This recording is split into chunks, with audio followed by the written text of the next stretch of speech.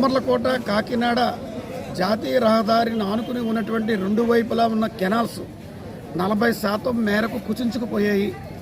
అదేవిధంగా ఇంద్రపాలెం లాకల నుండి బ్రహ్మంగారి మఠం మీదుగా వినాయక సాగర్ నుండి ఏటుమొగ మీదుగా ఎర్ర రోడ్డు జంక్షన్ నుండి సముద్రంలో కలిసేటువంటి కెనాల్ మొత్తం అంతా కూడా కుచించుకుపోయింది. మరి గత 2022లో ఈ కారణంగానే గోదావరిపై ఎగువ నుంచి వచ్చినటువంటి వరదల కారణంగా నగరంలో 16 డివిజన్లు ముంపు బారిన పడ్డాయి. రూరల్లో 10 గ్రామాలు జల దిగ్బంధనం అయ్యాయి. ఈ ఏడాది మరలా నవంబర్ డిసెంబర్లో అటువంటి దుస్థితి ఉందని చెప్పి విపత్తుల శాఖ తెలియజేస్తూ ఉంది. కాబట్టి ముందస్తుగా యాక్షన్ ప్లాన్ చేపట్టి ఈ సామర్లకోట కెనాల్ని పూర్తి స్థాయిగా ప్రక్షాళన చేయాలని చెప్పి కలెక్టర్ గారికి వినతిపత్రం ఇవ్వడం జరిగింది. దీని మీద పైకి ఆదేశాలు కొరకు మేము ఎదురు చూస్తూ ఉన్నాము. దీనిని కూడా పై వారికి పంపించి ఒక యాక్షన్ ప్లాన్ చేపట్టడానికి కలెక్టరేట్ సిద్ధంగా ఉందని చెప్పి వారు చెప్పారు. అదేవిధంగా కాకినాడ సూర్యారావుపేట వివేకానంద పార్కుకి సంబంధించి జవహర్ వీధిలో ఉన్నటువంటి కాంస్య విగ్రహం గేటుని కరోనా టైం నుంచి మూసివేశారు. మరి ప్రజలందరూ కూడా పార్కులోకి వెళ్ళాలంటే సీనియర్ సిటిజన్స్ చుట్టూ తిరిగి లోపలికి వెళ్ళడానికి చాలా ఇబ్బంది పడతా ఉన్నారు.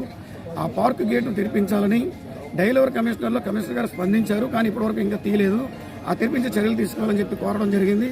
వివేకానంద విగ్రహం దగ్గర ఫ్లడ్ లైట్స్ లేవు, గ్లోసైన్ బోర్డు ఏర్పాటు లేదు. పార్కు బయట సైకిల్ ట్రాక్ వృధా అయ్యింది. అక్కడ ఉన్నటువంటి ప్లాస్టిక్ గొట్టాలు, రోడ్డు మీద ఉన్నటువంటి సిమెంట్ పలకలు తీయించి వేస్తే పార్కింగ్కి సౌకర్యంగా ఉంటుంది. కాబట్టి ఆ చర్యలు తీసుకోవాలని చెప్పి వారిని కోరాము. అదే రీతిగా ఈ యొక్క బాలా త్రిపుర సుందరి గుడి దగ్గర కోనేరులో నీరు శుభ్రంగా అప్రశుభ్రం అయిపోయింది, చిట్టెడులా తయారైంది. గట్ల మీద పెట్టినటువంటి దేవతా విగ్రహాలు, అదేవిధంగా నాగ శివలింగం పూజా కార్యక్రమాలు లేకుండా డంపింగ్లో కప్పడిపోయి ఉంది. ఇది అమంగళకరమైనటువంటి విషయం. ఎండోమెంట్స్ వారు నగరపాలక సంస్థను కోరినట్లయితే కనుక అది పరిశుభ్రం జరిగేటువంటి అవకాశం ఉంటుంది. ఆధ్యాత్మిక పార్కుగా తీర్చిదిద్దాలని చెప్పి కోరడం జరిగింది. అలాగనే కాకినాడ నగరంలో గత వారంలో 3 డెంగ్యూ కేసులు ఉన్నాయని చెప్పి జీజీహెచ్లో రికార్డులు చెప్తా ఉన్నాయి.